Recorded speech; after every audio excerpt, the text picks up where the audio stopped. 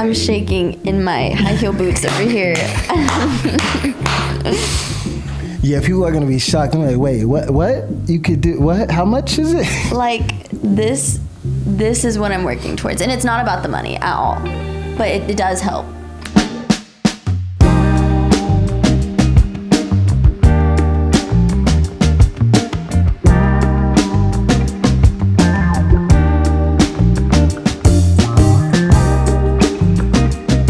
All right.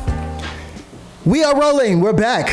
All right. What's up, everybody? Welcome back to the Troupe podcast. I have a guest today. I have one of my members from my company, Lauren Pop, in here. Maybe you can give your own intro. You can give your name, where you're from, all that good stuff. Okay. Hey, my name is Lauren Poppin.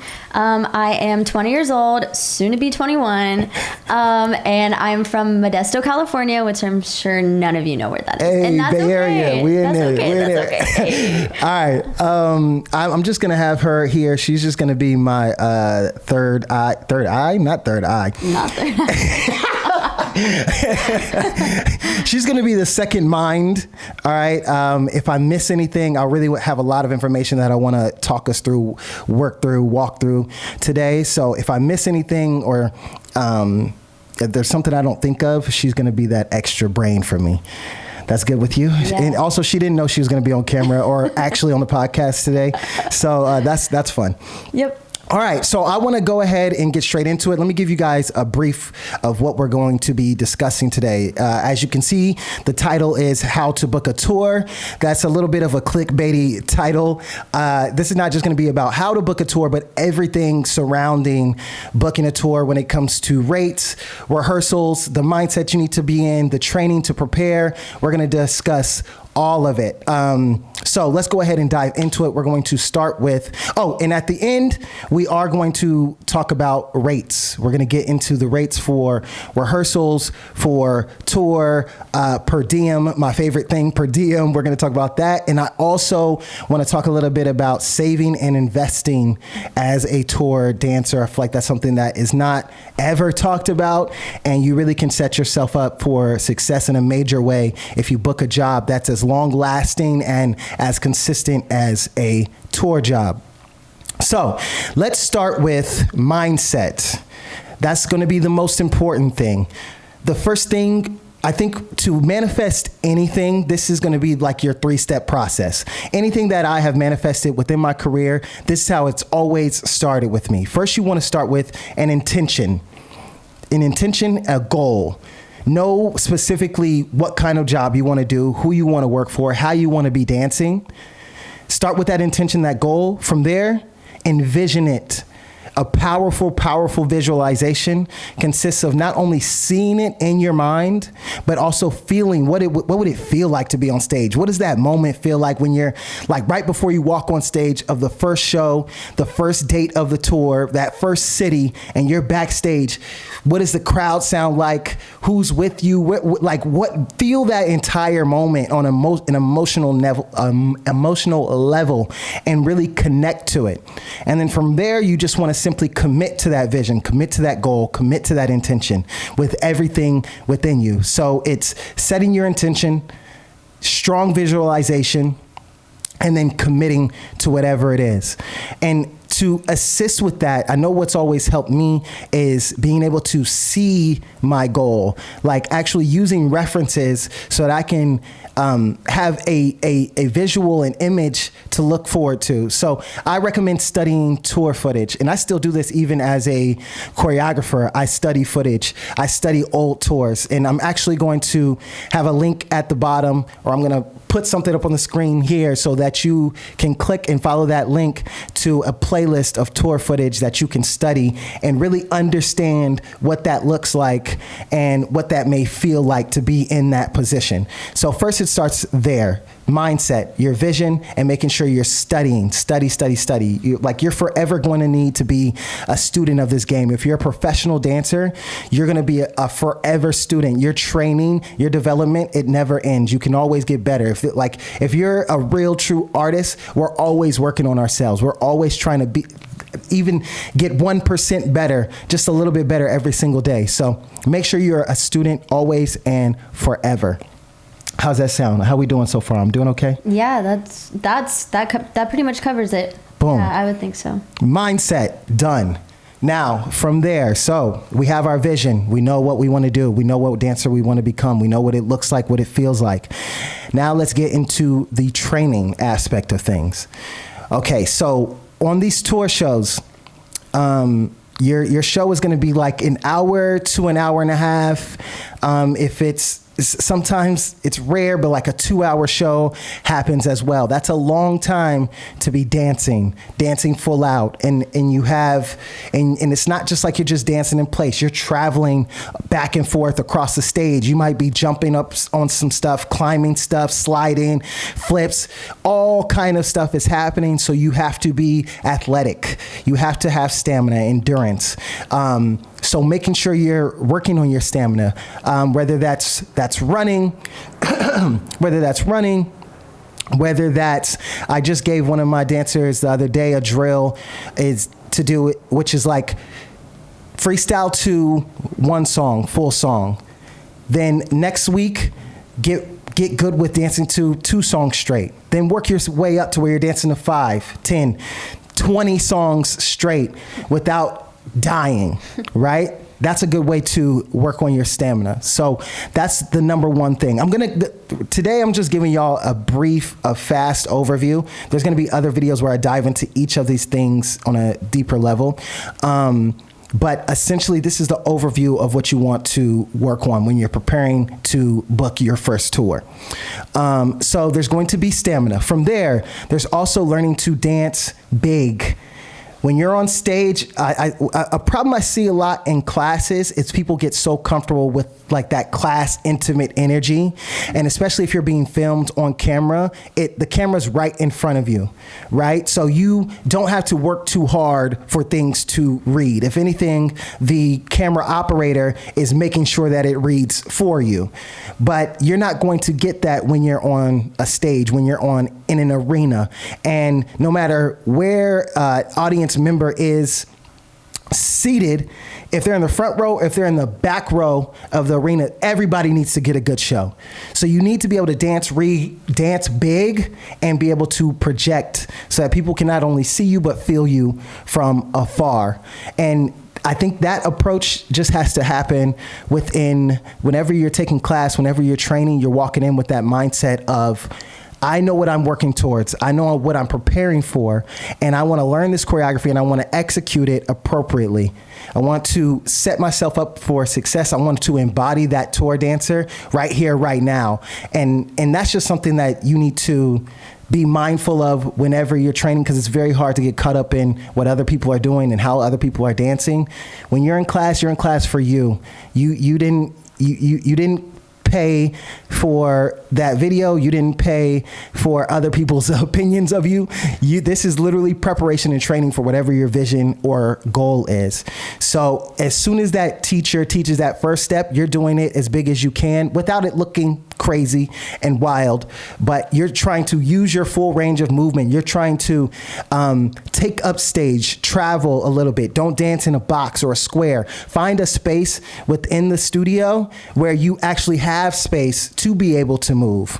You know what I mean? If that's maybe on that outside corner or maybe more so in the front so that you have space to move back and forth, but make sure you get space to where you can really dance big.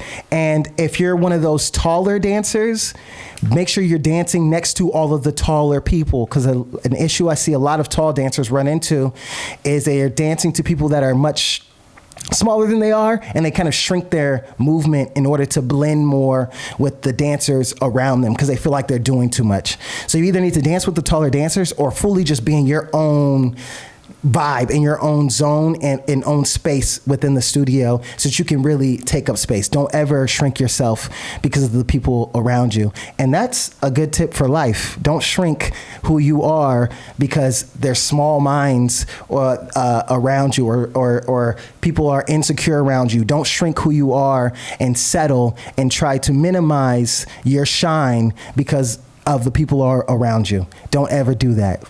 Go crazy. So we talk stamina, dancing big, and then there's going to be performance, right? Okay, So this is something I also see missing a lot in training is people want to move so well, they get so caught up in just the movement and there is no performance, or they're so stressed about picking up the choreography or what somebody thinks of them, and they don't actually connect to anything. And in order to be a great performer, it requires connection, it requires presence. I really feel like that it factor is simply someone who has the ability to be super present and super vulnerable and has no issue with it. And they can do that with a lot of people around them. Being present and being vulnerable. That's what performance requires. You should feel the music so much and be so connected and deep in that music that you don't need to think about performing. You don't need to think about putting on a face. If I'm happy, I don't need to think about what happy looks like. I'm going to naturally just smile. If I'm angry, whatever emotion it is, I don't need to try to convey that emotion. So you want to get to a point to where your performance just feels super authentic because you are so connected and you feel the music and you feel what you're doing. You're so passionate about what you're doing that just naturally comes through your face, if that makes sense. Makes sense? Yeah, I actually was going to ask, like, do you think that, sorry. You're good. Do you think that you find it's easier to connect and convey like your message when you like explore who you are as an artist, as in like freestyling more? Mm-hmm. Because like I feel like maybe when you don't know your movement and things like that, it's a little bit harder to just focus on like, you know, like being an artist. Yes. So do you think freestyling like helps with that? Absolutely. That's a great point. And she knows freestyling helps with that. That's why she's asking that question. But yes, spending time with who you are, that's a great point. Like spending a lot of time with figuring out who you are, how you like to move, what your character is. Like, and also I think the thing about that is like in class, we get so in our heads trying to remember steps that sometimes it can be kind of hard to just connect right away. But I think when you are spending a lot of time with sessioning and freestyling, with not only just with yourself and your own movement, but spending time with the music and all kinds of different music and focusing on how does this make me feel without me being distracted with trying to keep up with the class and keep up with all the moves that are being thrown at me. Spending your own time with music allows you to slow down. A lot more dancers need to slow down when they're training. Like they hear music and they just start reacting, start going for it. That's why I really like to session to lo-fi music. I literally actually made a post today. I have a lo-fi session playlist on my YouTube channel that you can use to train. But I'll put on lo-fi slow music and really just take my time and focus on whatever it is that I'm trying to figure out and trying to work on. And that's going to be great for performance. Like I love to see a dancer with some soul, with some we talked about it last time, like the passion over fear thing. That is the most inspiring thing for me to see, is someone that's just so passionate about what they do that all inhibition is lost. Like they just let go and go for it no matter what. Like that is I don't know. I just feel like that's so inspiring and empowering as a human.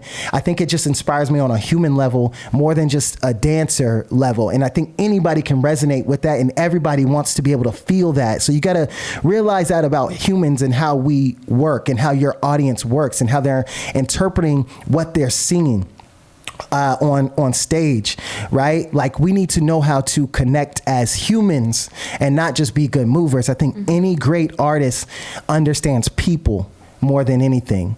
Like take that note, please write that down. Know how to connect with people. Know how to connect with humans. And I think that's really just understanding you and what you connect with, and what people that you look up to, why do they resonate with you? And I find you really will start to realize that it's about how they connect, and it's really about their presence and their vulnerability. So that's going to be performance. On top of that, so we have stamina, dancing big, performance, and then there is the pickup and retention part. Because in tour rehearsals, things are moving fast. A lot of choreography is being thrown at you, and hopefully you have a month or 2 months. I've been in situations where I've only had like 2 weeks. Like my first tour that I ever did, they had a whole set of dancers that were booked on the job, whatever, hired. There were some issues with the dancers and management. Some things didn't work out. All those dancers were gone, and they hired all new dancers. And this is in the middle of the month. They've already been rehearsing for 2 weeks, and this is actually how I met Kalani Marks. He hired me for this tour. This is how I got involved with Kalani. He was the choreographer? He was a choreographer. Yeah, exactly. I'm doing Kalani Marks steps. You get what I'm saying? If you know Kalani, that's a situation. That's a whole situation.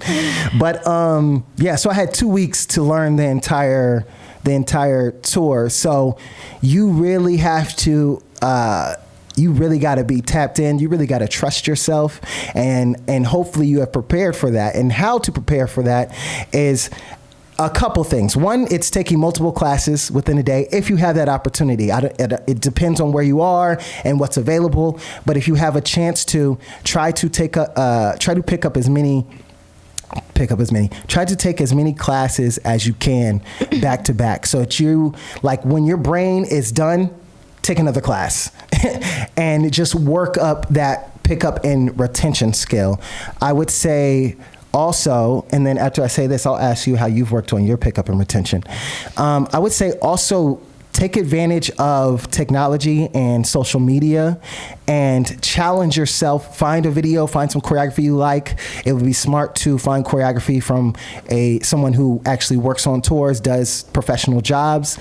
But find a video of choreography you like and give yourself a short amount of time to learn it through that video, to pick it up.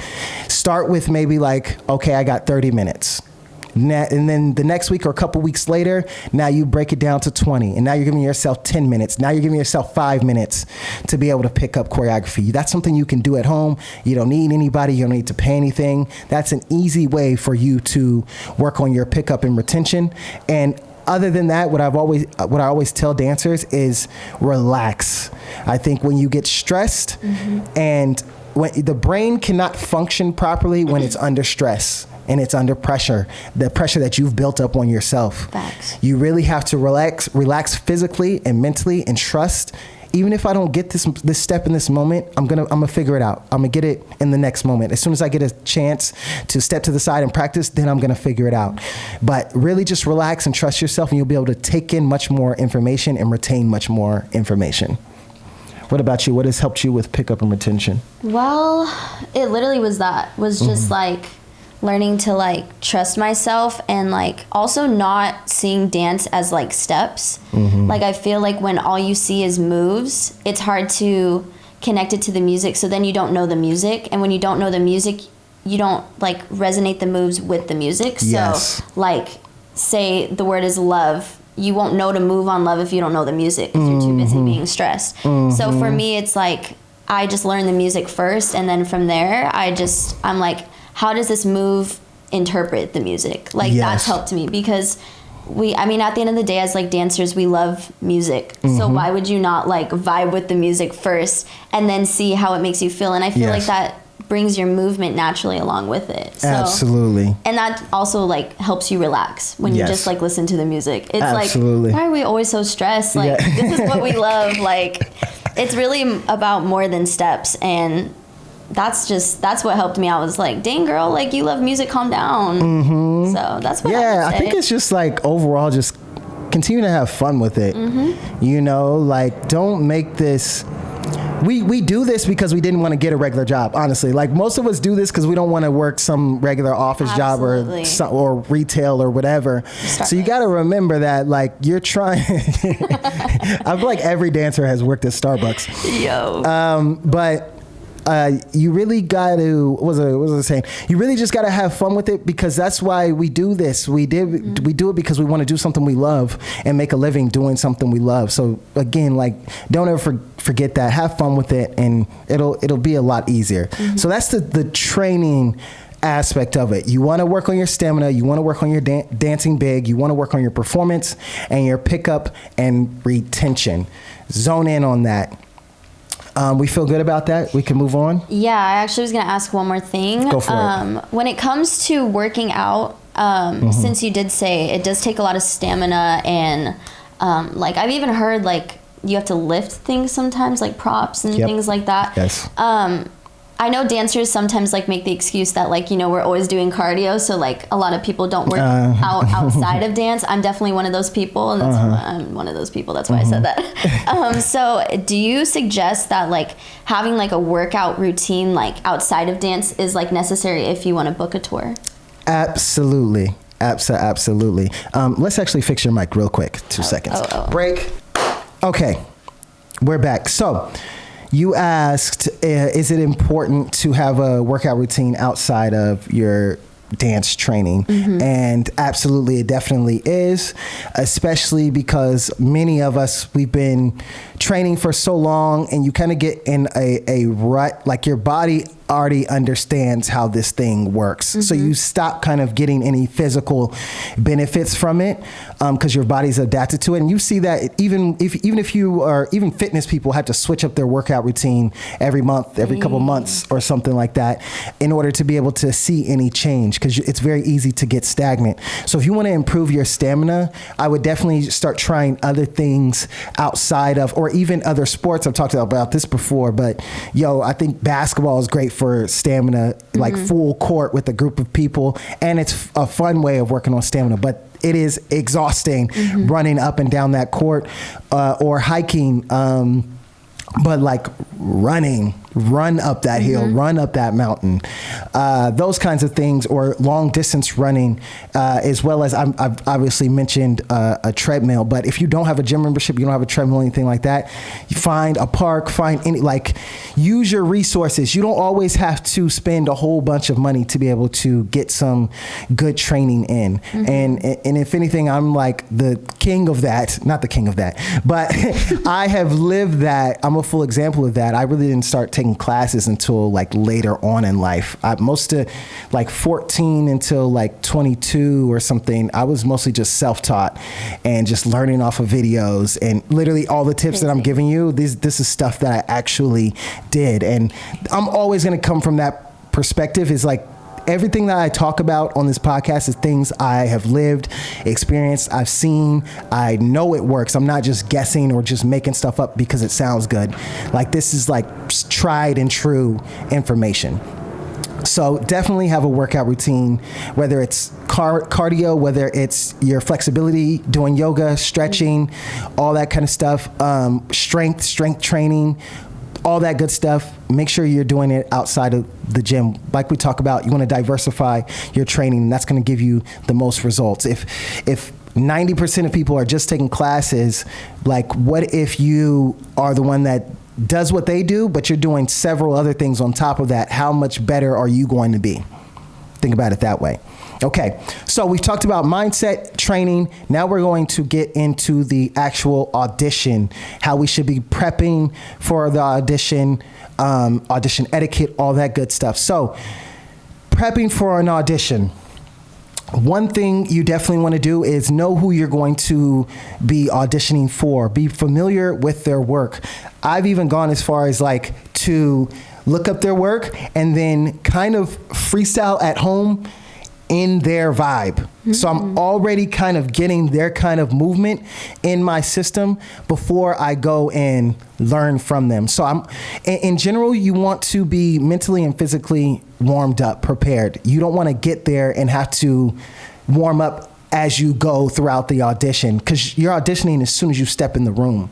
As soon as you step foot in the room, we're like choreographers, we're trying to figure out what we want, who we want to really watch, who we're excited to see, who's going to fit the part.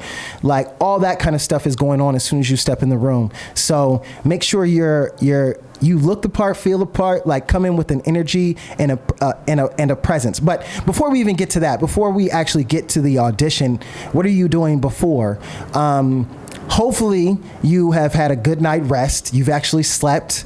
I hope you weren't like partying, going crazy the night before. You want to definitely make sure you're hydrated, well hydrated. These auditions sometimes can be really long, and you don't want to be in there dehydrated. It's going to like cut your stamina in half. So we want to make sure we're hydrated. You want to fine tune your process for these auditions, like how you prepare, what you need to eat in the morning, what works for you and your body, what's going to give you energy, make you feel alive, alert, ready to take in information, have you feeling good. How long do you need to stretch? Like I said, dancing a little bit before. You don't have to be in like this full crazy sweat, but get some movement in before you show up. Also, make sure you are there early. Don't show up on time. Show up early for multiple reasons. Sometimes showing up early, you can get a chance to have a moment with the choreographer, while nobody else is there or not too many people are there. So you're going to stand out in their mind already because they met you, they greeted you, all that kind of stuff. And now you have a different connection than everybody else does that's going to be stepping into the room. You also may have a chance to hear the song early, and now you're kind of like aware of what kind of pocket we're going to be in today. I've showed up early and met the casting director or the manager or, all that kind of stuff. Gives you a little bit of an edge over other people, and it also allows you to have time to just settle your energy and get settled and get focused and zone in, instead of showing up and you're kind of reacting to the moment and you're thrown in and like things are just moving. You don't have a chance to really just center yourself and prep yourself for everything's that's about to happen. I like to get there early, continue to stretch. I'm checking in mentally. I'm breathing, focus on my breathing, making sure I'm tapped in, I'm zoned in. Also be conscious of the conversations that you're having. A lot of times at these auditions, there's so many dancers, for whatever reason, their brain is automatically responding with like, if you're like, how are you? People are always like, oh, I'm tired. You just hear that all day at auditions. I don't even know if people are truly tired or it's just the thing to say, or they're giving themselves an excuse for if they don't do well, they could always just say, oh, it was because I was tired. Dang. Don't do that to yourself. If anything, respond. If somebody's like, how are you? Like, I'm feeling great, amazing, I'm ready to go, I'm about to have fun. How you speak makes all the difference. If you're saying you're tired, you're going to start to feel more and more tired. Even if you weren't tired before, you're going to start to feel it because you're saying it. So be conscious of the words that are coming out of your mouth. Thoughts are things, words are powerful. So be very conscious of how you're thinking and how you're speaking. And be positive in general. Don't be negative about anybody that's in there. Don't have any negative attitudes towards anybody else. All that stuff just ends up affecting you, affecting your energy, and ultimately your performance. So you want to be in a positive mental space once you show up to these auditions. So you're prepped, you're early, you're warm. I would be smart with where I decide to stand in the room with auditions. I personally like to be right behind the choreographer. So that's another reason why showing up early is beneficial, because you get to choose the best spot in the room. And I want to be right behind the choreographer, not only so that they see me and are aware of my existence, but also I want to make sure that I'm getting every detail, every single thing that they want, and I'm able to pick up the sauce, the flavor, the moves easily and efficiently. So that's why I want to be right behind the choreographer. Some people feel better off to the side, whatever. I would definitely avoid being in the back. Another smart move to make, since some people do switch lines, is maybe you don't start in the front line, but you start maybe like 2 or 3 lines back. So then you're not too far back, but you also have a lot of time as they switch lines to see what's going on and figure stuff out, maybe even before you get to the front. So be really smart with that. Overall, I wish I had a visual, but like if the choreographer's in front, I want to stay in this this like little half circle kind of around them, like only like 3-4 people away from them at all times. And I would just kind of float around in that zone to make sure that I'm picking up everything that I need to pick up and that I'm being seen. Did you have any questions on any of that so far, or comments that you wanted to make? Like, okay, this is kind of funny, but like, I know how some choreographers feel about like people who like, I don't know if it's just in auditions, but, and this could go for like etiquette too, but like say that they do switch lines and you're in the front. Like, do you switch to the back? You know? Definitely be respectful. That's what, and switch lines. Like if you have to switch to the back, go to the back. Because that's another thing too. Like, yeah, no, that's not cool with your. You don't want to catch attention for the wrong thing. Right, exactly. You don't want to stand out for the wrong things. Yeah, that's exactly it. So yeah, play by the rules for the most part, but definitely fight for your ish. Right, which is part of getting there early, obviously. Yes.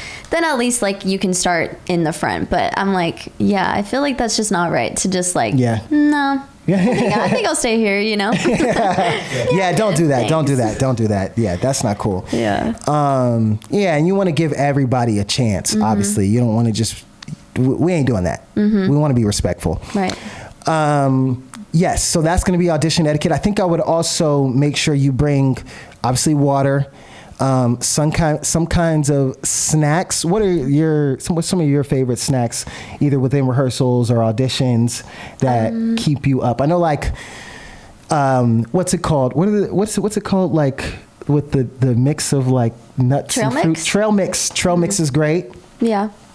I just try to eat like clean, like, because you know, at the end of the day, you want enough protein and enough like food in your stomach to keep that energy going throughout your body, but like also you don't want to like crap yourself, you know, like when you're in an audition. So I usually, I mean, like the other day, like when we had that intensive, and even at auditions, I always get like a protein bar. I always get like a thing of fruit, and then I get like a snack. So whether it's like, I always get like the Asian rice crackers. I don't know. They're like salty, so, you know, electrolytes, things like that.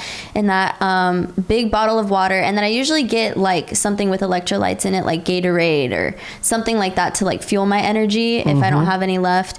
And then I always get like either a pasta salad or like something that has like something carby in it. Nice. Like you have to like get around the whole like food chain, I feel like. Yes. You know? Yeah, that's great. Yeah. Those are all great selections for sure. That'll be very helpful. I think also something I was thinking about while you were speaking is overall you just want to have a set process for yourself within the actual audition room. So not just with like how you prep, but also as they're doing groups, you have to be smart with how you're practicing off to the side. For me, everybody is going to find their own thing that works for them. But for me, how I would map it out is as each group is going, let's say I'm group like 5. As each group is going, I'm kind of marking it, walking it, listening to it, and making sure that I have the timing right, but I'm not exerting too much energy because I don't want to be dead by the time my group goes. I'm kind of just processing everything first and going over everything really, really slow because by the time my group comes, I want to have it in my muscle memory so that I don't have to think. I want to rely on muscle memory and not mental memory when it comes to those groups, right? So I'm just marking it, conserving my energy until maybe like the couple groups before. So maybe if it's 2 groups before, I want to do it like maybe like a strong 75% full out. And then right before my group goes, I'm going full out, like I'm going for it, so that as soon as I go out, it's fully in my body. I'm not exhausted because I've been pretty much pacing myself. I've only gone full out once right before, but I felt what full out feels like. So now when I go out, all I have to do is repeat exactly what I just did. You have to be a really smart dancer with how you rehearse. How you rehearse shouldn't change. If you're rehearsing properly, it shouldn't change when it comes time to perform. Like, you should be doing make it easy for yourself. Do exactly what you have been doing. What mistake a lot of people make is when it's time to go out in groups or they're filming, whatever, is they try to become this whole new dancer and dance it way completely different than they've been doing the entire day. And then your body is like, what the hell is happening? Yeah. I feel crazy. What are we doing? Let's reel it back in. And by that time, now you are so distracted by how wild you feel. Now you're starting to miss steps and blank out. And now you're going down in flames because you tried to do too much and overwhelm yourself. I see that so much. Did you have something you want to say? You look like you had something else. Oh, no. Okay. That's so true. Yeah. It's so true. I see that happen a lot. So be very, very smart. That full out, if you use my way, that full out right before should be exactly what you do once you come back and it's time and they're actually watching you, have eyes on you. It should be exactly the same. So that's the audition. This is a long while. I feel like it's long. I don't know how long it's been, but we moving through this thing. We've talked mindset, we've talked training, we've talked the audition process. Yes. What about freestyle? Like, when it comes to your freestyle and you're auditioning for a tour, do you want to showcase in your freestyle who you are as like an artist and like show them like, okay, this is like what I can do? Or do you want to give more of a like projecting freestyle, like you went on a tour to show them that you can do that, and cater towards more like what they would like to see, I guess? Like, what would you look for? This is a very, very, very good question. I'm so glad you're here. Okay. It's a great question. So typically in auditions, they have you go out in groups. Usually they'll have each group go like twice, and when you'll dance, you'll do the freestyle, you'll do the choreography, and then after the choreography's done, they'll have you just freestyle for like 15 seconds, 30 seconds, depending. Okay, let's break this down. You're out in your group. You just walked out onto the floor. Actually, you're walking out on the floor.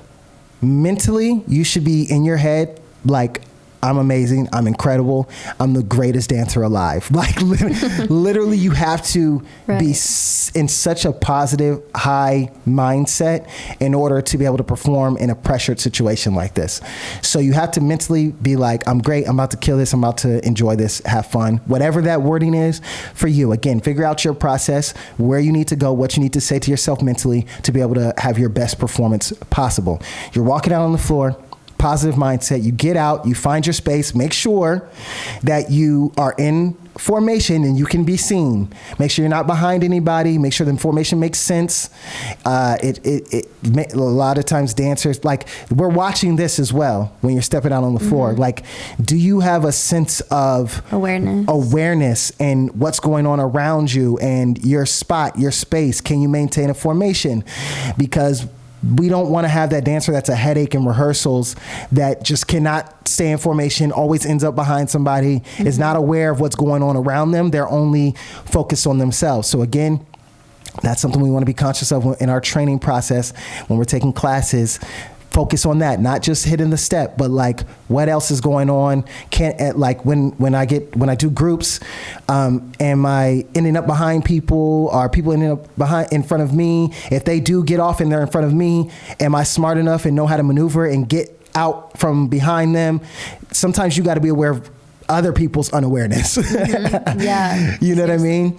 So yeah, we walked on the floor, we've gotten to our spot. We're ready to go. Now there's going to be a little bit of a freestyle before the choreography starts. The smart thing to do is to freestyle in the same vibe, the same pocket that the choreography is in. A mistake people make is their freestyle doesn't match the timing, the tempo, the pocket, the style, the vibe, the universe that the choreography is in. So it's two completely different styles. Once it gets to choreography, they feel off, right? Yeah. Set ourselves up for success. I'm freestyling within the vibe of the choreography. Boom, choreography hits. I go for it. I'm present. I'm listening to the music. I'm staying with the music. I'm maintaining my composure. I don't want to think too much about anything other than, like, obviously you want to be aware, like we talked about, maintaining your space, but I don't want to get distracted by anything else in the room. I want to totally zone in on that music and execute, right? Boom, we do the choreography. Now it's time to freestyle. Now, what is smart to do with your freestyle is, one, every dancer should have a moment that is kind of planned, prepared, something that you know will grab people's attention. You could have one or two go-to moves that you do. I'm not saying choreograph your entire freestyle, because it's not going to make sense if you have it all choreographed and mapped out and planned out, and then the music hits and it don't make no sense with the music, and you're trying to think more about more moves and what's that step that I made up. No, you want to be present and flow with the music, but then, you know, if you blank out or you think you run out of stuff to do, throw your move.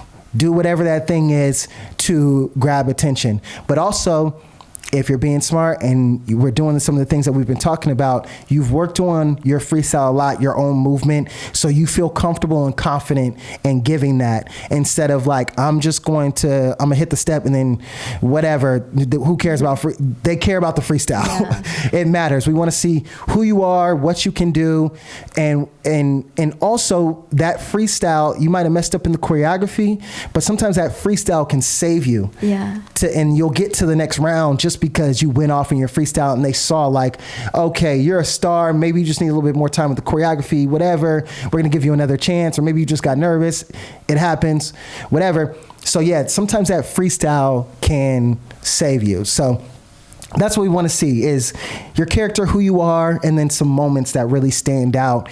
So that tells us, like, if we do give you a moment where you're alone on stage, you can hold it down on your own. You know, we want unlimited dancers in rehearsals. You know, we're creatives. No creative wants to be limited.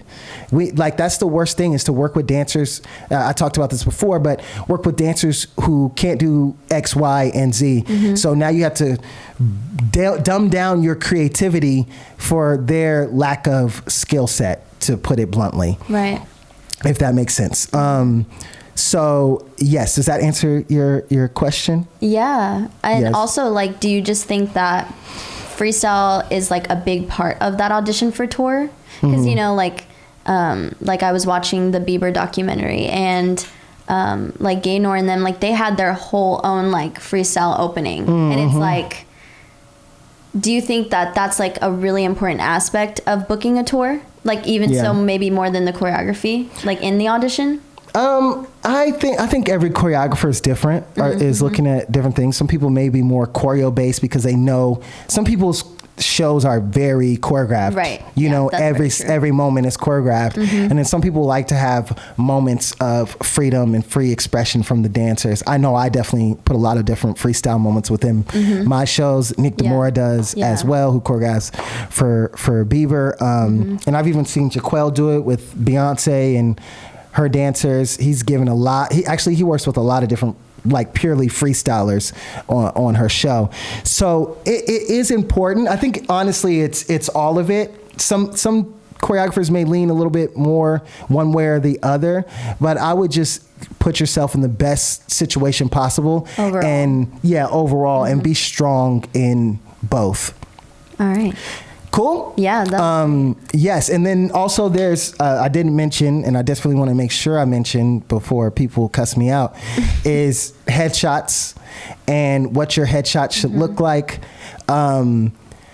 Resumes are not that much of a thing that much anymore. We don't really look too much at resumes. But definitely have a quality headshot. Your headshot is... It represents your professionalism, honestly. So I would avoid getting them done by some friend who just did it for free, who does photography on the side. It shows. And it shows how serious you take yourself. It shows your experience in the game. Even if you never worked before, look like you've worked before. You know what I mean? Like, look the part. Have well done professional headshots. And I know we be trying to save on money and stuff like that, so we just try to get something done, but you don't want to do that to yourself. You know, you don't want to cut corners in any facet of your career, of your presentation of yourself. You don't want to do that because it matters and people are paying attention to those details. So definitely get some quality headshots done. Get them done by people who shoot headshots often, shoot professional headshots for dancers, actors, entertainers, stuff like that. Pretty simple backgrounds, no crazy patterns and colors with your clothes. I think the best resource to be able to see what good headshots looks like is the Black Talent Agency website. Go to their website. They have a lot of their clients' headshots up. Those are great references. You can just look at several of them and kind of like find the commonalities of each of them and then simply do the same thing. Don't try to be super creative with headshots. It's not about being artistic or creative. It's really just about a simple, quick reference of who you are, what your look is, all that kind of stuff. And make sure your headshots look like who you are currently. Look, your hair needs to look the same.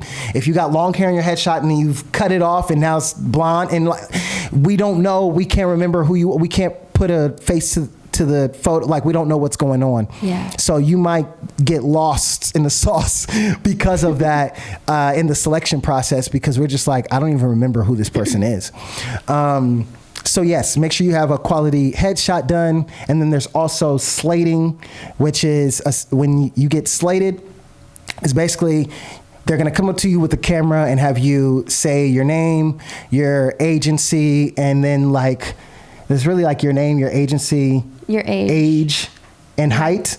Yeah. And they'll do like profile shots, front, side, all that kind of stuff. And you just want to show who you are, be vocal, express who you are, make sure you have energy, pay attention, make sure you're giving them everything they ask for, all that kind of stuff. Like people want to book interesting humans, people they are excited to work with and have in the room. So that's slating. Also, I feel like probably one of the biggest questions on people's mind right now is probably, do you need an agency to get into a tour audition? Is that like a big part, or do you think it's like connections? Another really great question. So the thing with agencies, I'm going to make a video like purely on like how to get an agent and agencies and how that all works. But typically to be able to even find out about when auditions are happening, you have to have an agent, because all the casting directors and whatnot, like they've worked with the agencies over the years, and for any new jobs, any new opportunities, they're sending that over to the agencies to then relay out to all of their clients, instead of like a casting director going individually to each person, each dancer, and sending out these It's just an easier way for information to spread really quickly to get the word out. There are also sites like LA Casting and Casting Frontier. It's kind of like a mixed bag. Some things get posted on there, some things don't. So when it comes to agencies, like that's kind of the prime reason that people have agencies, is so that they can get those notices. Other than that, you're just hearing from friends about when auditions are happening. And another thing I want to touch on is, I think for to get an agent, just to briefly speak on it, right now it's a lot of like submissions through online and just referrals from people, choreographers, dancers who are already with agencies, and it's the same with auditions. So aside from we just covered like in-person auditions, aside from that, there are a lot of casting calls that require video submissions, and it's all essentially we're looking for the same things, like your character, your performance, your attention to detail, all of that kind of stuff is going to matter. It's really just about making sure it reads through the camera, your energy. We need to connect with you. You. You can't treat a video submission like, I think, an issue people can run into is it's like they don't take it serious because it's just a video submission. So they kind of are like lackadaisical about it. You know what I mean? Like they're just like, whatever. I hope this works. You know, take it serious, you know, dress appropriately, like do everything that you would do as if it was an in-person audition. Go the extra step, the extra mile. Get like, I'm not saying like spend a whole bunch of money and get a whole set and everything, anything like that, but like do your best to make it look as presentable as possible. Every part of it, your style, every little thing you do represents how serious you take yourself as an artist. And we want people in rehearsal that really care about what they do and bring something to the project. They add to it. They're not just another body in the room. Yeah. Yes? Yes. I think we're doing pretty good. Yeah, I think that was fire. You got a lot of notes. I got a lot of notes. This is good. This is really good. Yes, yes, yes. Do you is this the same notebook you used for training when we did the notes for my first tour? No.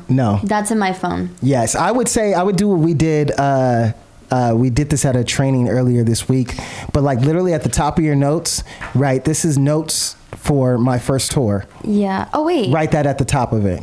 Oh, wait. Yeah, no, that was definitely in my phone. But I do, whenever you do tell us to bring a notebook, I definitely do write most of my notes in here. This is also like my journal too. So it's like kind of random. Okay. It's all kind of stuff going on. It's all there. kind of stuff. Yeah. Yeah, definitely have a training journal. It's very important. I know a lot of people from the previous podcasts have been taking a lot of notes. And shout out to everybody that's been listening and sharing. That's just the most amazing thing. It's so different to be able to connect in this kind of way. And also, I think what's special about it is I feel like I know who I'm speaking to, you know? I think with dance videos, you just kind of like put it out into the abyss of the internet and it's anybody and everybody's watching.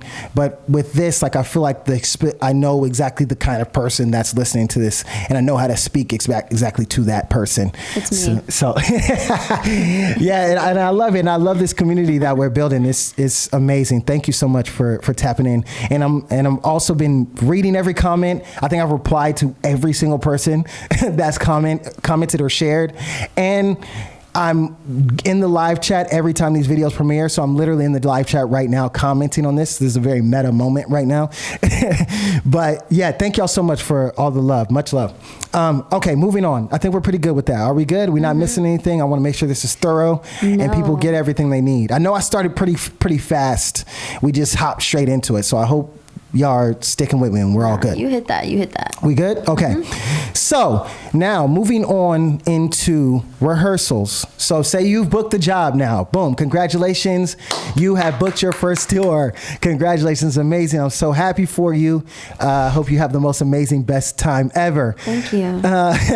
Okay. And we're going to get into rates. We're going to talk about like how much you get paid for all these things. We're getting into it. We're going to get into that at the end.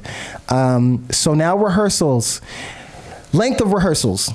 Rehearsals are usually 1 to 2 months for a tour. 1 to 2 months for like the bigger tours. And then you're going to typically be rehearsing for 8 hours a day. 8 hours. We talked about that stamina. It's important. It's a long time. That's a lot of dancing. So 8 hours a day, and that's going to be 1 to 2 months. And typically, and the reason I say typically, because things change, all jobs are different.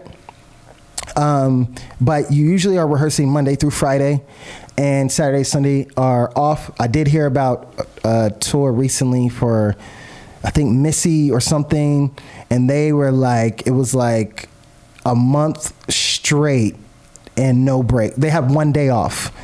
So that happens, I guess. Another workout. Yeah, it's different. And you want to be making sure you're taking care of your body and you're stretching after every rehearsal. Like you don't want to be destroyed 2 weeks in and you can't go on. Make sure you're taking care of your body and you're conscious of what you're putting in your body as well. And then when it comes to rehearsal etiquette, when you're working with these choreographers, be present, have energy, contribute to the energy in the room. It is so distracting working with the dancer that just is not present, or they doubt themselves, or they're so distracted by what's going on in their mind that they can't give anything. You know what I mean? They're just there to have the steps thrown at them. You know, when a choreographer is moving, a lot of stuff is like being made up on the spot. This is why I train in that kind of way. I make up a lot of stuff on the spot. Yeah. So I had dancers get comfortable with that, because I just realized that all these classes, choreographers are coming in with pre-choreographed sets, which I totally understand. They're coming in with pre-choreographed sets and then spoon feeding the choreography to the dancers. But then when you get in the actual job situation, it's nothing like that at all. Like, it's typically everything's thrown together on the spot, and you need to know how to move with that and be able to flow with that. And as soon as I do that first count, I want to see an army of dancers, boom, right with me, and even giving me full energy, giving me even more energy that I put into that step. You know what I mean? I'm the choreographer, I'm the creator, you are the dancer. You breathe life into the steps. I want you to execute. I want you to do it even better than I'm doing it. You know what I mean? So as soon as I hit a step, as soon as I'm ready to move, you are right with me, going with it. You have an energy, and you're already in character. We're not waiting to perform once we get on stage. No, we're performing the first step, the first move, the first day. We are on stage. Like, you should already be tapped in. So yes, just be ready to flow with the choreographer. Don't stress. Don't bring that energy into the room. Whatever you need to do before you step a foot into that rehearsal, you need to check in, have your energy up, be tapped in, ready to go. Avoid being on your phone. If it's a break, boom, break. Take that break, get on your phone. If it's like take 5, do that. But like every single water break, or every time you get water, you're sitting on your phone, you're scrolling through Instagram. Don't do it. That really bothers me. That literally pisses me off. I can't do that. I just can't work. I can't move like that, because it's just what you're saying is like, I don't really care about this. I don't really want to be here. I have other more interesting things to do. Exactly. And it's just really disrespectful. There's a time and a place for it. Like, I really love to work with people who are like the time flies, because it just feels like we are in it and we're just creating and making something special. We can't wait for the world to see it, but we got to collaborate. We got to do that together. That's what I could go on and on about this, because I've had some terrible situations. That's why I really just want to just work with dancers that I've trained and worked with and developed, because they already know the vibe. They already know how we rocking. So that's going to be rehearsal etiquette, being respectful of the dancers around you, working on the side when a choreographer's off trying to figure something else out, or they're talking with a manager or speaking with the artist, working with the artist. Continue working. Like, be working off to the side, like not just for the choreographer, but for yourself. Stay in it. Stay in it. Stay in it. Like, you really got to be passionate about what you do, and be passionate about what people are going to see on that stage. You know, like, don't just treat it like a job. Like, boom, you're booked. Okay, great. You're being paid to be here. Okay, great.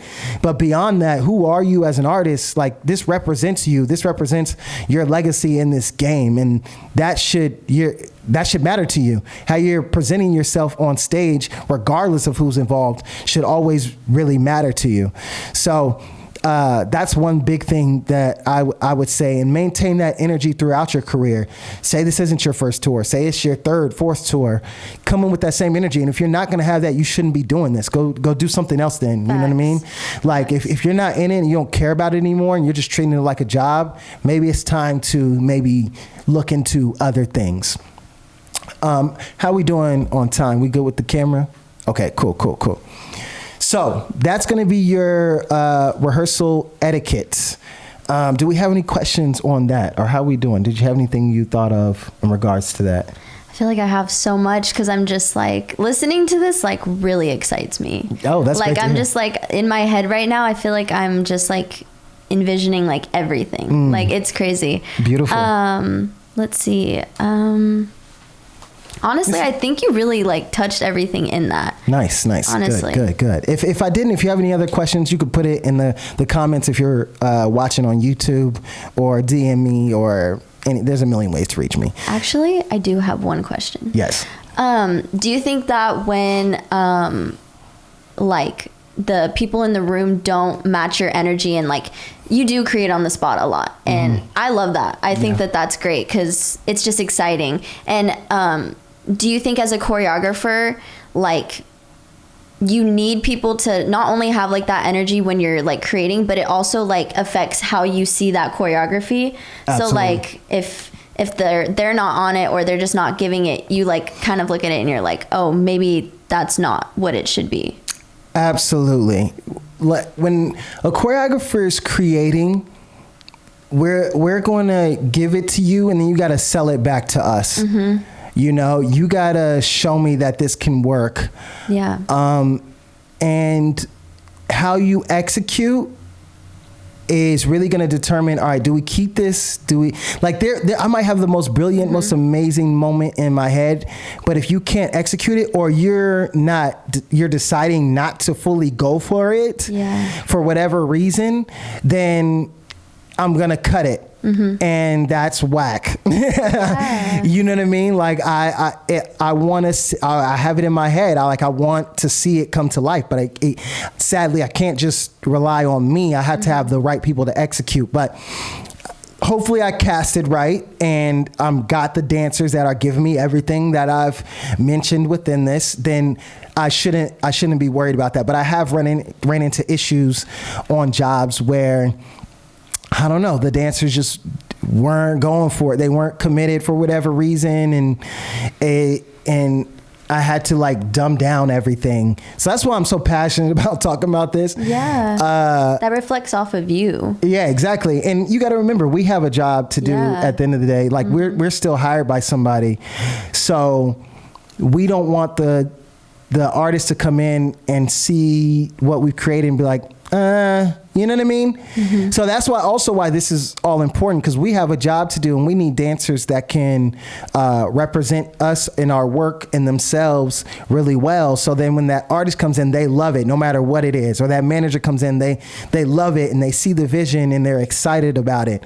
Versus like, I don't know what y'all have been doing, but what's going on? That is the worst feeling ever. So I think just fully commit, and we're being creative and we're trying stuff. It might not work. It might just, like, sometimes we see something in our head and it's actually not possible, or it just doesn't quite work once we actually see it, and that's fine. But help us get to that point to know that it doesn't work. I want to know it doesn't work because it doesn't work, not because you didn't give everything to it. Does that like involve like speaking up? Like, do you think? What do you mean?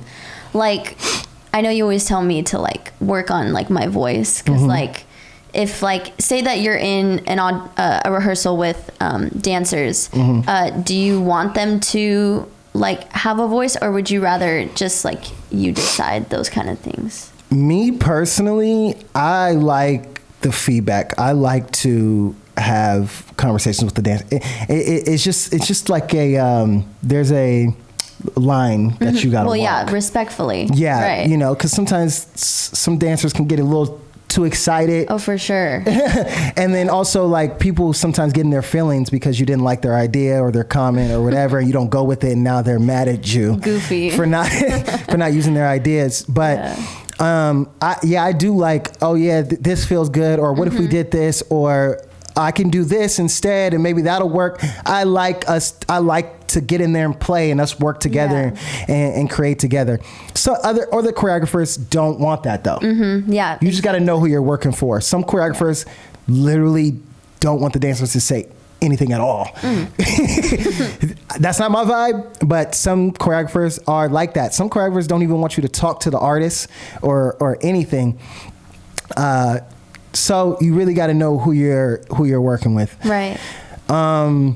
Yes. So boom, that's rehearsals. Length of rehearsals. That's rehearsal etiquette. Okay, we've rehearsed now. We put our month in. We ready. We about to go out on the road.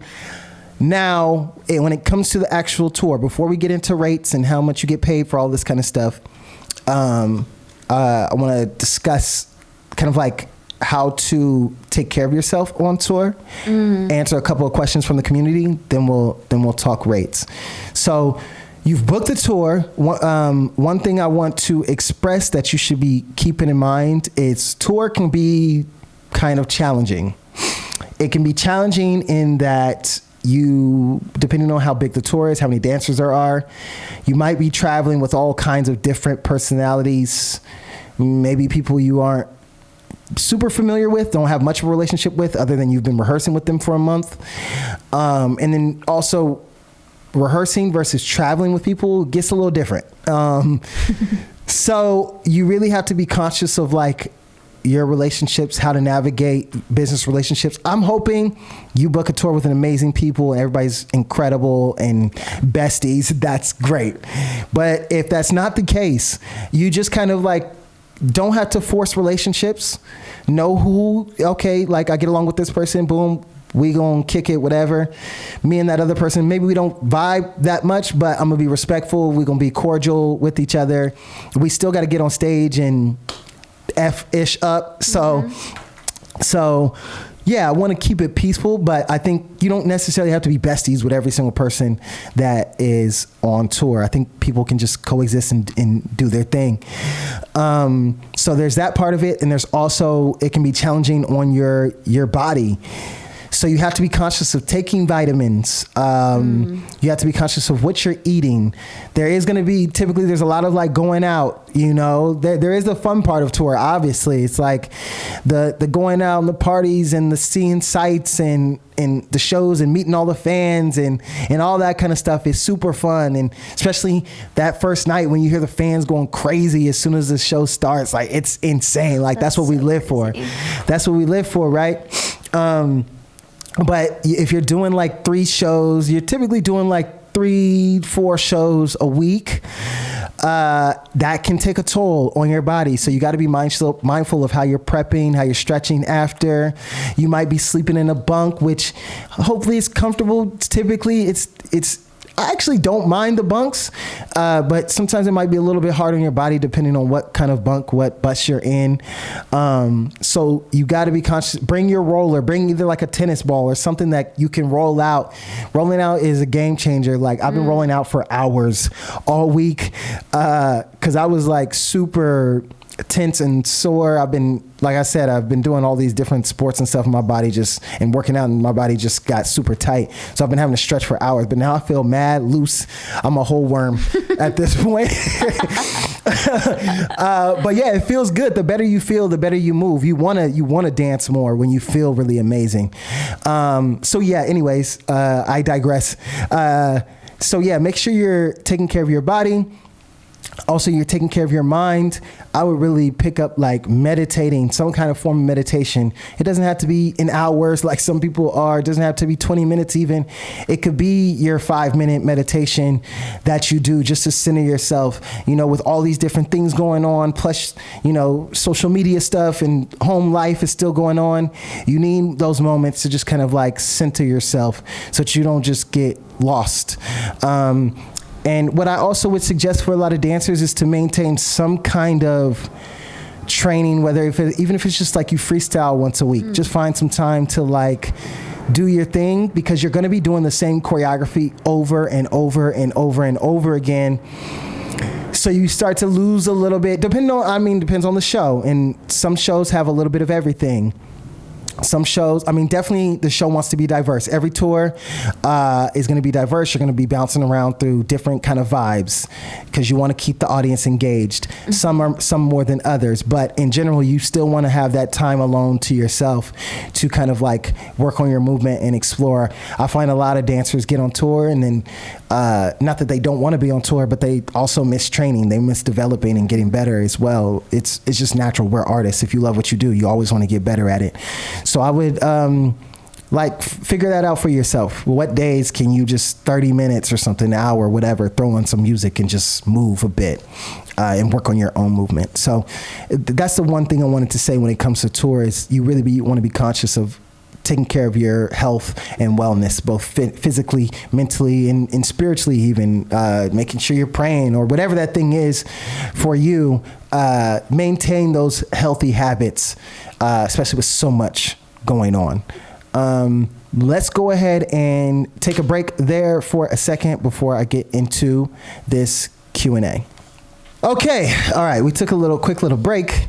We are back. Before I give everybody rates for tour, rehearsals, travel, all that good stuff, I'm going to take some questions from the community and answer those. Again, if you have any questions, I pretty much will post on my Instagram like the night before of what the topic of the podcast is going to be about, and ask for any questions to be submitted from the community about any questions they have on that topic. And you can text your question with hashtag #AskTroupe to this number that Shaboobs is going to put on the screen. Our first question comes from Abby Fenwick. What up, Abby? She says, best advice for female dancers who lean on the more masculine side, wanting to book a tour. How should we train to get there? What artists best fit that description? Okay, great question. Mm-hmm. Abby, I would say for female dancers, you want to, any dancer in general, you want to be versatile. You want to, because when we're doing a tour, remember, like the show is like an hour and a half, an hour long. And we have to take the audience through a bunch of different dynamics throughout the entire show, a bunch of different styles and vibes. We got to take the energy up, then bring it back down, and all of that kind of thing. So you want to be able to do anything that's thrown at you.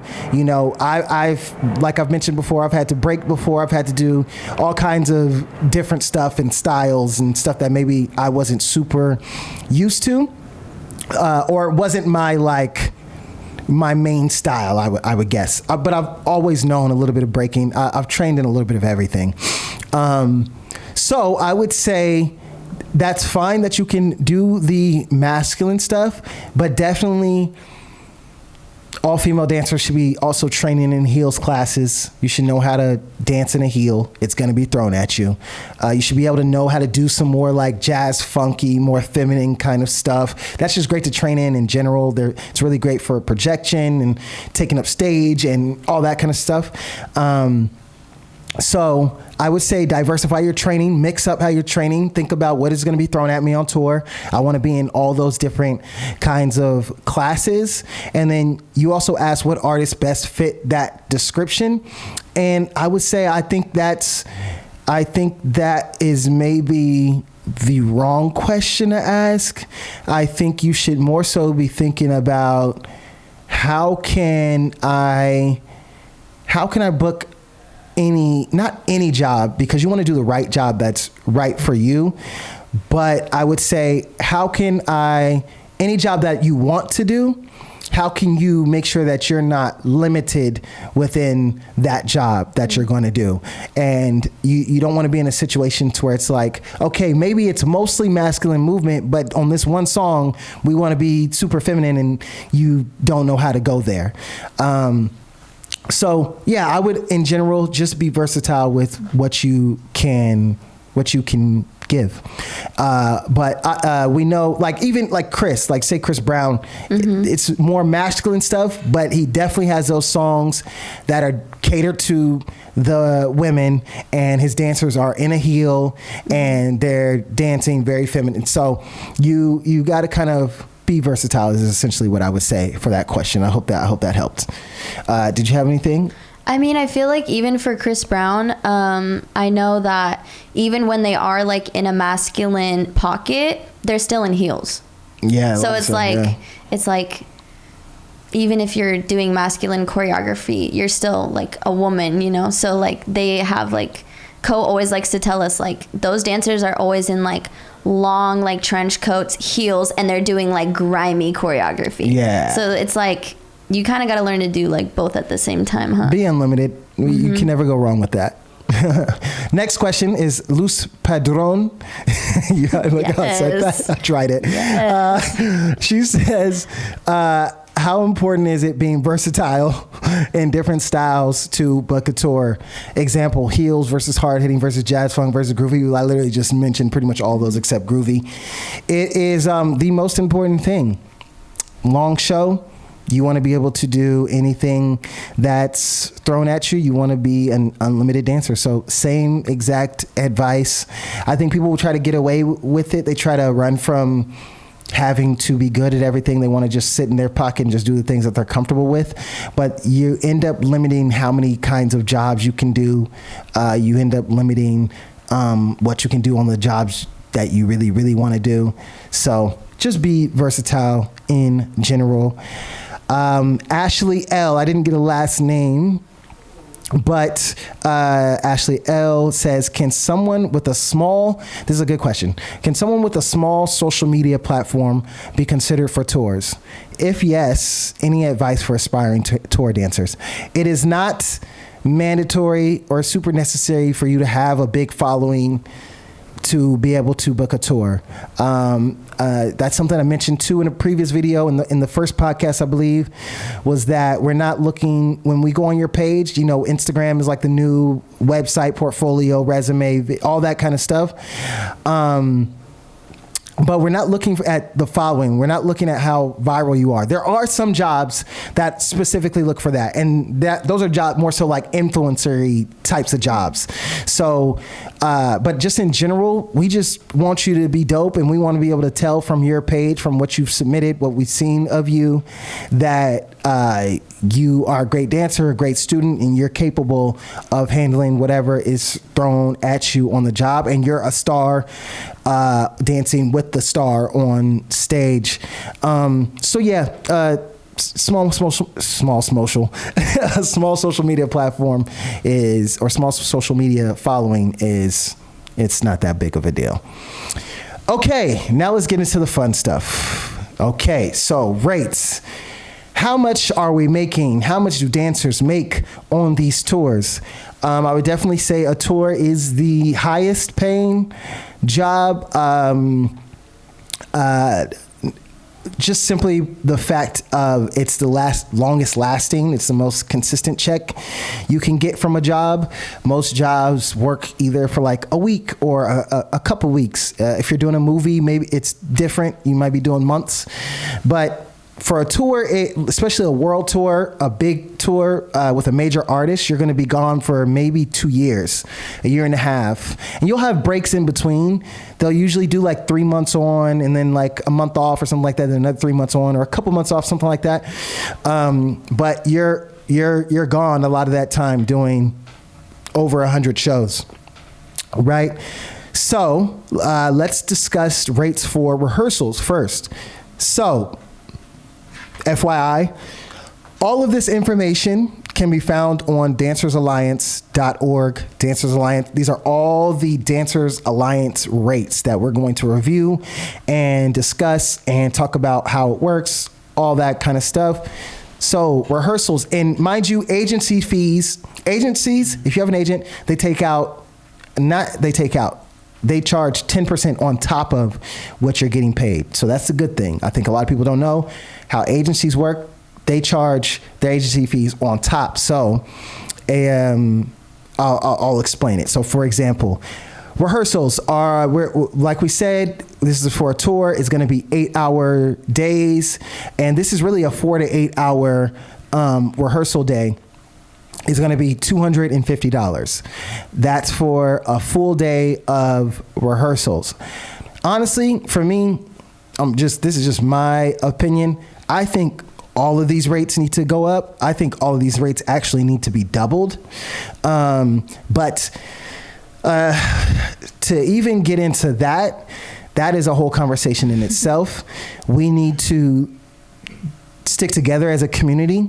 The issue with why rates have been the way that they are for years and years and years and haven't gone up is simply because we haven't demanded that they go up, and we don't come together and stand in solidarity and say none of us are doing this job unless these rates are higher than they are. Mm-hmm. If we all could come together and say that, things would change. And that's just in general. The community needs to, we have to just start coming together and sticking together if we want any kind of change. If we're all just in it for ourselves, there's always going to be a problem. And that's why dancers have had a lot of the same kinds of argument dancers in the industry have had the same complaints for years and years and years, because it's just complaining, and then when it comes time to actually take action, nobody wants to show up for that part.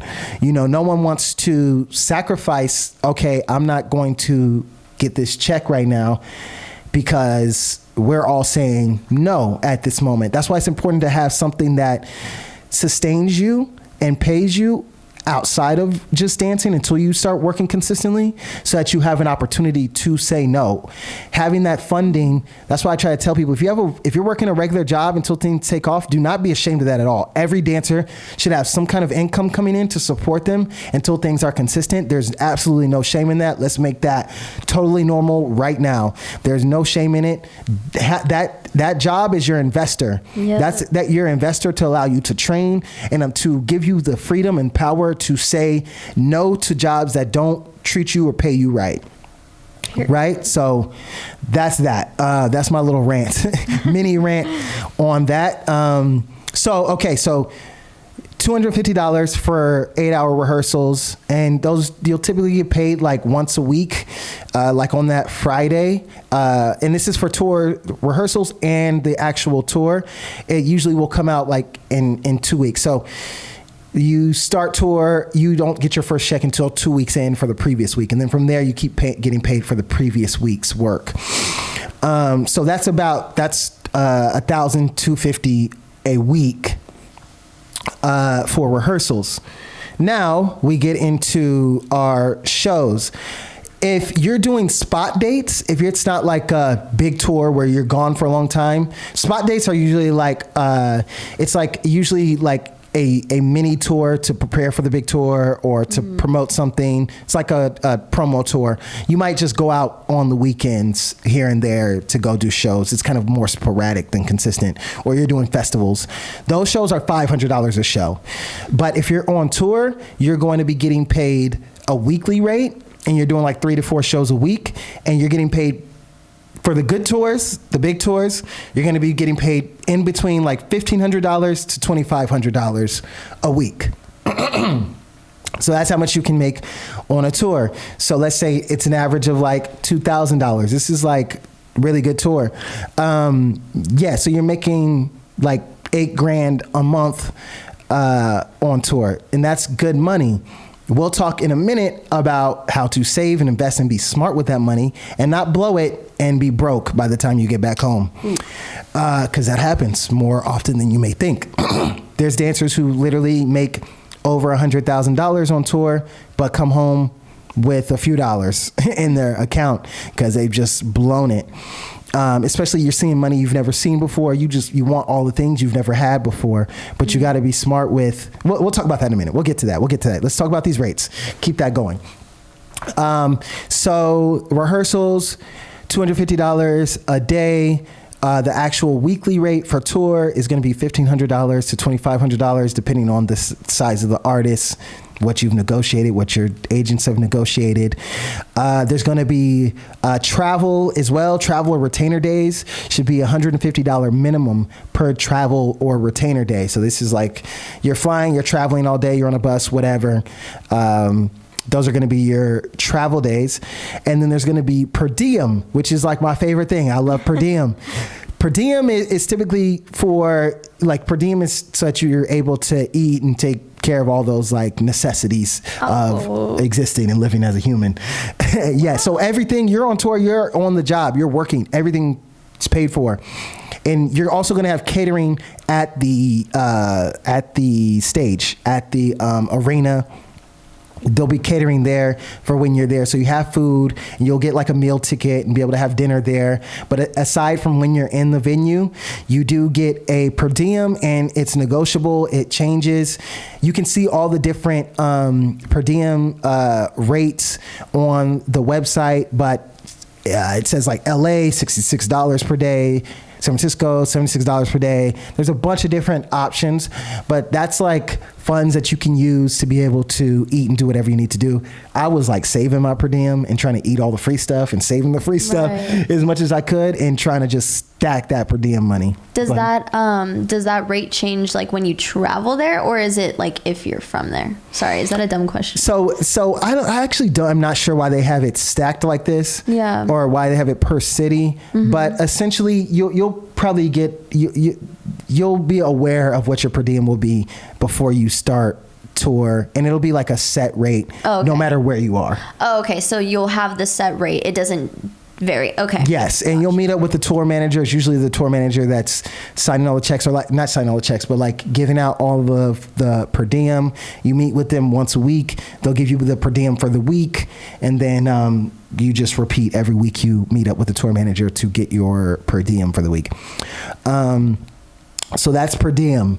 And aside from that, okay, so that's all the rates for everything. We got rehearsals, we got travel, tour, we got per diem. Okay, well, from that, this is the most important part for me, at least, is making sure if you're going to go on tour, if you have booked your first tour, you need to make sure that you are saving and investing a percentage of your money. And the smartest way to do this is to automate it. And this is in general for you saving and investing. Even if you're working a regular job right now and you can set money aside, I would say the very, very minimum is save 10%, invest 10%. And you want to automate it. So you can set your bank account up to where every time that check hits, it's usually like what's it called? The direct deposit. It's usually like a direct deposit that will hit your account every Friday. Sorry, it's a direct deposit that'll hit your account every Friday. I would automate my account so that it automatically saves 10% into my savings account, or saves 20% into my savings account. And then I would if you haven't started investing already, I would get familiar with like apps like Robinhood, with like Coinbase. I would also just do my research on investing. Find it. I'm not an investment advisor or anything like that. I want you to figure it out on your own. Do some research. It's really not that complicated. My whole entire life, I always thought it would be so like difficult, and it's just investing is for other people. No, you can do it. And I promise you, if you start young, you can almost, if you're investing right, you can almost like guarantee that you'll be a millionaire by the time that you retire and you start working. But you got to be smart and start early and be consistent with it and leave it. Do not touch it. Invest for the long term. Don't try to play the game of like chasing the stock market and this day trading kind of stuff. I would advise against it, but you can find your own way of investing. Okay, going back to it. The money hits your account. It automatically takes out 20%, and that's minimum. The more you can save and invest, if you can do 50% and live off the other 50% or even more, amazing. You will be in an amazing position once you get off tour. So it's going instantly into your savings account. Then that other 10% is being deducted, and automatically you have maybe like Robinhood or Coinbase, something attached to where it's investing that into everything that you've automatically set up for your investments. And you just, the reason this is the easiest and the best way to do it is you don't have to think about it. You don't have to try. You don't have to remember anything. It's automatic. You don't even see the money. It's gone. And it's where it needs to be, and it just sits there, and you live off the rest of your money. And that money stacks up. It stacks up in an unbelievable way. And you're going to have money saved for any emergencies that might happen, anything that you want to invest in, like something that's large you want to invest in once you get off of tour. But at the same time, you're every single day consistently putting your money to work.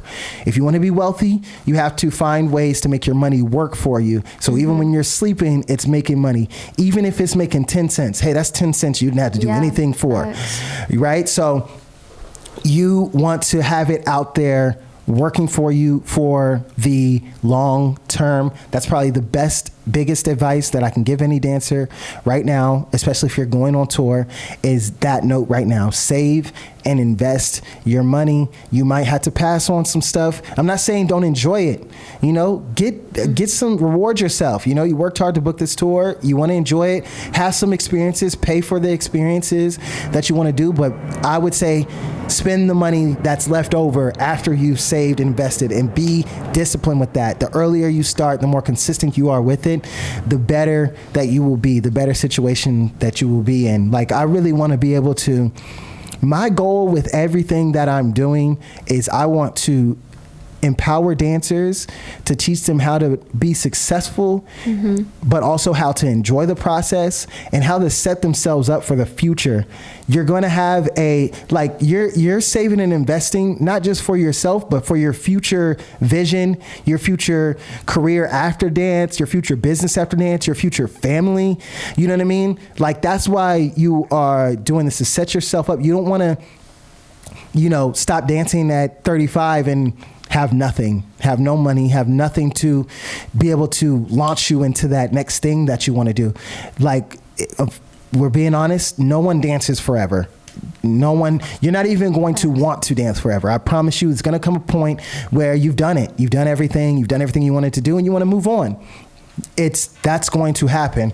And you have to set yourself up to where you are in a position to sustain, and not only sustain, but thrive in that next thing, right? So that's what I'm about. If you just take that away from this, then I've done my freaking job. And I'm proud of this podcast because of that. So make sure you're saving and investing your money. If you have any other questions in regards to that, there's a couple of books I would recommend too, like The Latte Factor, The Richest Man in Babylon, Think and Grow Rich. Those are all good money books. I think The Latte Factor is good because it's told through story. So is Richest Man in Babylon, but it's kind of like a shorter read. If you want to get started in something that's a little bit shorter, start there and then dabble in the other books. We got to be educating ourselves.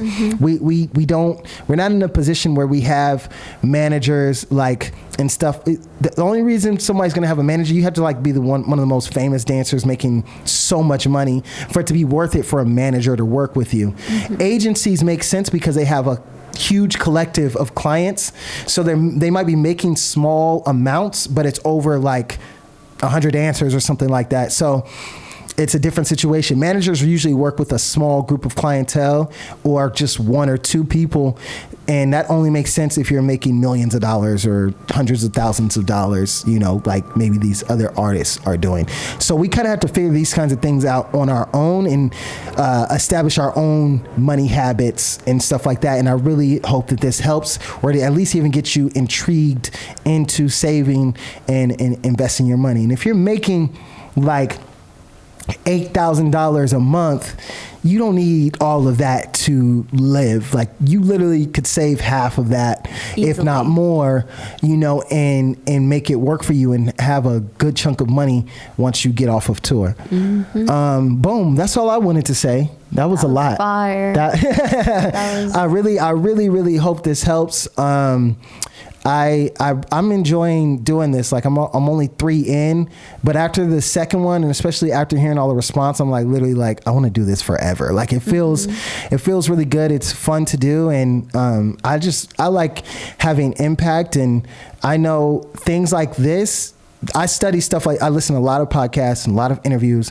Like, this is the stuff I watch every day to motivate me, and things like this are what inspired me and changed my entire life and shifted my career to make it what it is. It started with like Will Smith videos, interviews, and hearing him speak and his mindset. And I just started studying all these successful people, and you start to realize they all have a lot of the same habits, and they all talk about a lot of the same things, or they've all read a lot of the same books.